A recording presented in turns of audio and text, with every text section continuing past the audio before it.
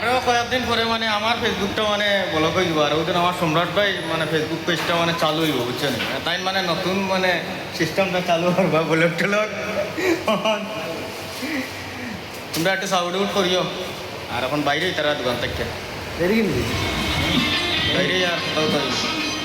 ভাইও বোনেরা সম্রাট ভাই দোকান থেকে আমি বাইরে গেলাম বাইরে সারিয়া এখন আই পড়লাম উনকুটি নার্সিং কেয়ারে এখানে অনেক সময় মানে আড্ডায় রেখি আমি মারছি এই বাবলা ভাইয়ের লগে সম্রাট ভাইয়ের লগে এখানে আমার শুভ ভাইয়ের লগে সবাই সাথে মানে অনেক সময় কথা কথা কইছি অনেক রোদ উঠছে তাই জন্য মানে তারা দোকানে গিয়ে একটু বসে হচ্ছে আড্ডায় আর কি মারলাম এখন আই পড়লাম উনকুটি নার্সিং কেয়ারে কৈলাসর উনকুটি নার্সিং কেয়ারে আই পড়ছি আমার দিদিকে নিয়ে এখানে আইয়া সারিয়া মানে এখানে একটা টেস্ট করতে লাগে আমার দিদির মানে বুকের মধ্যে কি হয়েছে এখন এখানে বসে গেলাম অনেক সময় থেকে এখানে বসে আছি মানে এই ডাক্তার বলেছে মানে আসবে 11:30টার দিকে কিন্তু এখন বেজে গিয়েছে 12টা 12:30 একটাও বেজে গিয়েছে এইরকম আমি ঘড়ির টাইমটা দেখিনি ঠিক আছে এরকমই হইতেছে কিন্তু প্রাইভেট হসপিটাল মানে এইরকম যদি চলে কি চলবে এই প্রাইভেট হসপিটাল তো মানুষ আছে তাড়াতাড়ি মানে টেস্ট বেশ করিয়া চলে যাবে কিন্তু 11:30 টাইম দেয় এখন বেজে গেছে 12টা 12:30 এরকম কি ভালো লাগে আর এদিকে ওই দিন দেখতে পাচ্ছ আমার দিদি কালী পেটে মানে বসে আছেন সকালবেলা কিছু খাইয়েও আসেননি এইরকমই চলতেছে এখন আই করছেন অনেক সময় পর মানে এই ডাক্তারবাবু 1:30টার সময় আই বললেন আইয়া সারিয়া এই চেম্বারে ঢুকিয়ে গেলেন ঢুকিয়ে সারিয়া এখন তানে টেস্ট বেশ করবো এরকমই